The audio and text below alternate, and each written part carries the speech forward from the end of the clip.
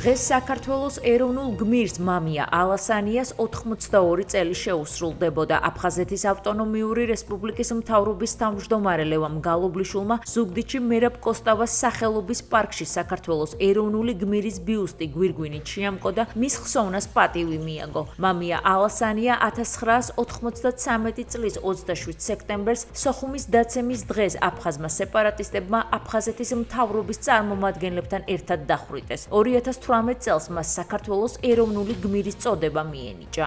მამია ალასანია ეროვნული გმირია, მისი თავდადება საქართველოს ერთიანობისა და თავისუფლების სიმბოლოა. გმირების ხსოვნა არ არის მხოლოდ წარსულის პატივისცემა, ეს არის ვალდებულება, რომ ჩვენ გავაგრძელოთ ღირსეულად მათი გზა, რაც გამოიხატება ჩვენი დროებით დევნილი მოსახლეობის გვერდში დგომაზე, მათზე ზრუნვაზე და ჩვენ აფხაზეთის მთავრობა ყოველთვის ვიდექით ჩვენი დევნილი მოსახლეობის გვერდით, მომავალშიც დავდგებით, რათა კიდევ უფრო უკდავყოთ ჩვენი გმირების სახელები. ბატონი მამია გახლავთ გამორჩეული ქართველი მამულიშვილი, რომელმაც მისთვის უძვირფასესი სიცოცხლე დაუფიქრებლად დათმო ჩვენი ქვეყნის მთლიანობისა და დამოუკიდებლობისათვის.